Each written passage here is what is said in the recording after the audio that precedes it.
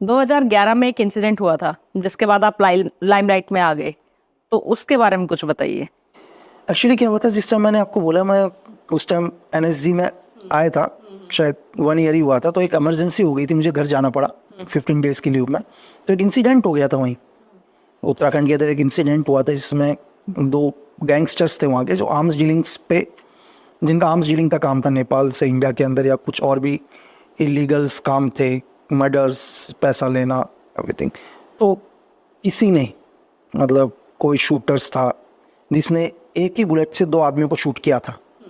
तो इत्तेफाक से मैं भी उस टाइम घर ही में था।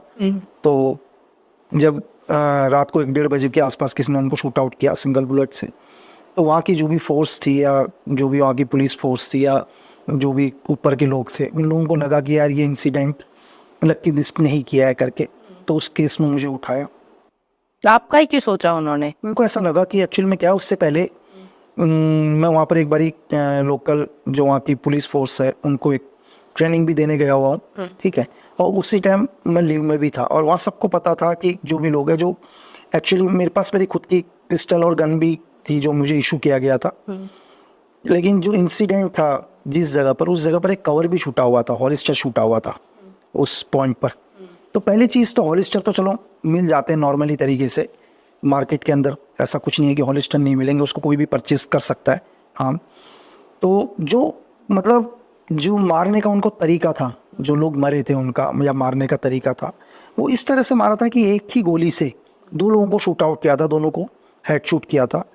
और मेरा वेरिफिकेशन लोकल पुलिस के पास हमेशा जाता ही था। जब भी मैं घर जाता था तो एजेंसी से या कहीं से मेरा वेरिफिकेशन जाता था कि घर आया है या नहीं आया है, चीज़ें करके। तो कहीं ना कहीं पहली बार वहाँ, और वहाँ की मतलब पुलिस फोर्स को या लगा कि यार ये कौन कर सकता है करके, तो शक पहली बार एक तो मेरे ऊपर आया, पहली चीज़। और दूसरा, इतना ज़्यादा प्रेशर था ऊपर से, सेंटर से इतना ज़्यादा प्रेशर था कि केस का रिजल्ट दो करके। तो दूसरा मतलब उन लोगों का शक ही नहीं गया किसी के ऊपर, उन्हें लगा कि यार एक स्नैपर भी है, ये है, तो दुनिया में इसके अलावा कोई और कर नहीं सकता करके। तो उस केस में मुझे एक्यूज बनाया गया और आपको अरेस्ट कर लिया गया। जी, अरेस्ट कर तो जब आपको अरेस्ट किया, आप कितने साल रहे थे? लिया। मतलब जेल के अंदर मैं 4 साल रहा, 1 महीना कम, 3 साल 11 महीना जेल में रहा। तो उसके बाद मैं बेल आउट हुआ। बेल आउट होने के बाद फिर मैंने दोबारा अपनी गवर्नमेंट के लिए काम करने लग गया था 2015 के बाद, और 2018 में इस केस से मुझे। जब आपको अरेस्ट किया गया, आप एनएसजी में थे, आप रॉ के लिए भी काम करते थे, आप मोदी जी की सिक्योरिटी में भी थे। तो आपको कहीं से ये नहीं हुआ कि आपको बचाया गया, क्योंकि आप तो सेंट्रल गवर्नमेंट के लिए काम करते थे, बचाया नहीं कि आपको 4 साल नहीं, लेकिन कोशिश नहीं, वो है, मतलब बचाए तभी मैं बाहर आया। तो टाइम तो लगता ही है, देखो, क्योंकि आपके ऊपर जो चार्जेस लगे हैं बहुत बड़े चार्जेस लगे हैं, ठीक है। ऐसा नहीं है कि आपके ऊपर कोई छोटा सा चोरी का चार्ज लगा है, किसी ने आपने किसी को थप्पड़ मारा है, ठीक है। आपके ऊपर वो चार्ज लगे हैं कि 2 आदमियों को किल करने का, और वो भी उन लोगों, उनको जो पावर में बैठे हुए हैं, बहुत पावरफुल लोग, जिनके कनेक्शन डायरेक्ट सेंट्रल गवर्नमेंट तक, जिनके कनेक्शन है, जिनके ऊपर ऑलरेडी एक के ऊपर कई मर्डर केस चल रहे हैं, दूसरे के ऊपर मर्डर केस चल रहे हैं, ठीक है। जिनके बड़े बड़े पॉलिटिकल लीडरों के साथ, उस टाइम के पॉलिटिकल लीडरों के साथ टच है जिनका, तो पावर में बैठे हुए वो लोग हैं। और दूसरा, आपके ऊपर 302 का चार्ज लगता है, आपके ऊपर 120 भी लगती है। 120 भी का मतलब है कि आप प्लानिंग करते हो मर्डरों की, ठीक है। आप मतलब आपको 302 पर 120 भी लगाया जाता है कि आप, कई भी हत्याएं होती हैं तो आप उनके मास्टरमाइंड हो उन हत्याओं के। आपके ऊपर गैंगस्टर एक्ट लगता है कि आप गैंग्स को भी ऑपरेट करते हैं करके। आपके ऊपर IPC 3-4 का चार्ज लगता है कि आपका इंटेंशन हमेशा क्लियर होता है करके करना क्या है। तो चार्जेस बहुत बड़े, इनसे बड़े चार्जेस कुछ है नहीं। तो उन चार्जेस में टाइम लगता है आदमी को निकलने में।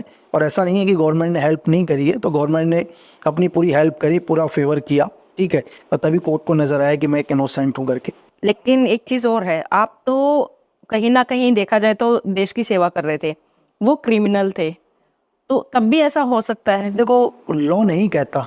आज हमारे देश का अगर आप सबसे मोस्ट वांटेड बोले तो दाऊद इब्राहिम है ना। अगर, लेकिन आपको कोई राइट्स नहीं है कि आप दाऊद इब्राहिम को मारोगे। कानून नहीं बोलता ना आप किसी को मारोगे करके। कानून, आप दाऊद इब्राहिम भी अगर सरेंडर करना चाहे या वो मिलता है तो आपको कोई राइट्स नहीं है उसको मारने का। अगर आप दाऊद इब्राहिम को भी मार देते हैं तो भी आपको पनिशमेंट होगी, आपके पास चार्ज 302 का ही लगेगा। और मुझे एक और चीज जाननी है, जैसे आप लीव पे गए थे, एनएसजी में थे, लीव पे गए थे, तब आपको अरेस्ट किया गया, तो ये पॉसिबल है, क्योंकि क्या ये मिलिट्री लॉ में आता है कि जब आप लीव पे गए हो आपको अरेस्ट किया जा सकता है, या ऐसा कुछ? हाँ, ये सिविल केस है ना आपका, ये आर्मी लॉ नहीं लगेगा इसके ऊपर, क्योंकि ये उस टाइम हुआ है जिस टाइम आप लीव में और आप सिविल के अंदर हो। आप उस टाइम ड्यूटी के अंदर नहीं हो, आप अपने आपके आर्मी कैंप के अंदर नहीं हो, या आप उस टाइम अपनी ड्यूटी नहीं कर रहे हो आर्मी की, है ना, आप उस टाइम फ्रीडम हो, अपने घर पर गए हो, तो आपके ऊपर आर्मी लॉ नहीं लगेगा। हाँ, लेकिन एक चीज़ और है, जब आप सिविल लॉ से फ्री हो जाओगे तो भी आपके ऊपर कोर्ट ऑफ इंक्वायरी बैठेगी। फिर ऐसा नहीं है कि आपको कोर्ट ने भाई इज्जत भरी कर दिया और आप जाके एजेंसी ज्वाइन कर लो या आर्मी ज्वाइन कर लो, फिर उसके बाद आपके ऊपर एक और आर्मी लॉ लगेगा, वहाँ भी आपको अपने आप को इनोसेंट प्रूफ करना है। आपके ऊपर दो लॉ फॉलो होते हैं। अगर मैं एग्जाम्पल के लिए कि मेरे ऊपर से अगर चार्जेस हटे हैं तो मैंने कोर्ट ऑफ इंक्वायरी एजेंसी में भी झेली है, उसके बावजूद भी मतलब मुझे एजेंसी को भी जवाब देना पड़ा है। लेकिन वो ऐसी तो नहीं होगी जैसे? नहीं, ऐसा नहीं, वो तो नहीं, लेकिन एक फॉर्मेलिटीज़ होती है जिसमें आपको कुछ हफ्ते का टाइमिंग होता है जहाँ आप सब चीज़ें बताते हो, एवरीथिंग, क्या क्या हुआ क्या क्या नहीं हुआ करके। तो नॉर्मल लाइफ चल रही थी, लीव पे गए थे, अचानक से ये हुआ, तो क्या एकदम से कैसी जेल की जो जर्नी है, बिकॉज आपने तो सोचा ही नहीं होगा, तो ये आपको कैसा? वैसे तो देखा जाए आपने ट्रेनिंग की हुई थी, आप इसमें मास्टर थे, तो वो हल्का आपको बहुत छोटा भी लगा होगा। जैसे एक डायलॉग भी है बागी 2 मूवी में कि अभी तो मेरा वार्म अप हो रहा है, तो ऐसा कुछ हुआ था? देखो, मैं एक जेल तो बुरी जगह है, मैं कहता हूँ दुनिया की सबसे बुरी जगह जेल है, उससे बुरा कुछ भी नहीं होगा। लेकिन कि ऐसा नहीं, मतलब मैं रहा जेल में अलग अलग, मुझे दिक्कत हो रही थी जेल ट्रांसफरों से, वो मिलने दिक्कत थी। लेकिन है कि मुझे वहाँ सोने को मिला बहुत, मैं लाइफ में मैं सो नहीं पाया था जब भी मैंने काम किया, मुझे वहाँ सोने को, मुझे मतलब नींद मेरी बहुत पूरी हुई। मेरा देखो, मैं हमेशा कोई भी चीज़ को होता है, मेरे सर ने या मेरे इंस्ट्रक्टर ने मुझे एक ही चीज़ सिखाया है कि तुम उसको देखो, मतलब हमारे को हमेशा अपना मतलब एक पॉजिटिव पहलू देखना चाहिए। तो मैं जेल में रहा तो मुझे इतना हुआ कि मैं जो 5 6 7 8 साल से लगातार काम कर रहा था, मैं वहाँ सोया बहुत अच्छे से जेल के अंदर, मुझे सोने को बहुत मिला वहाँ। रूम मिलता है पूरा? अरे नहीं, 6x6 का कमरा मिलता है एक छोटा सा, और वो रोशनी भी नहीं आती उधर, और चांद और तारे तो आप बाद में ही देखोगे जब बाहर निकलोगे कभी। आपको टॉर्चर? देखो, टॉर्चर तो जब पुलिस के रिमांड में रहते हैं आदमी को तब तो टॉर्चर होता ही है, जानने के लिए कि क्यों हुआ करके, मोटिव क्या है, कौन इसके पीछे है करके, क्योंकि पुलिस फोर्स भी बोलती है भाई देखो इसके पीछे कौन है, मुझे क्या पता कौन है करके इसके पीछे, तो जानने के लिए अपना पूरा कोशिश करेंगे वो लोग, मोटिव जानने के लिए कोशिश करेंगे, तो उनको कोई भी मोटिव नहीं मिला तो मेंटली आदमी डिस्टर्ब तो होगा ही। देखो, लेकिन डिपेंड करता है आप कितने स्ट्रांग हो करके। जब आप जेल में गए तो जेलर का क्या रिएक्शन था? क्योंकि आप तो मतलब उस ऑब्वियसली उनको ये वो रखना नहीं चाहते थे अपनी जेल के अंदर, कोई भी जेलर नहीं चाहते थे रखना, तभी 11 जेल ट्रांसफर कर दी, कोई जेलर चाहता ही नहीं था मैं उसकी जेल में रहूं करके। क्यों?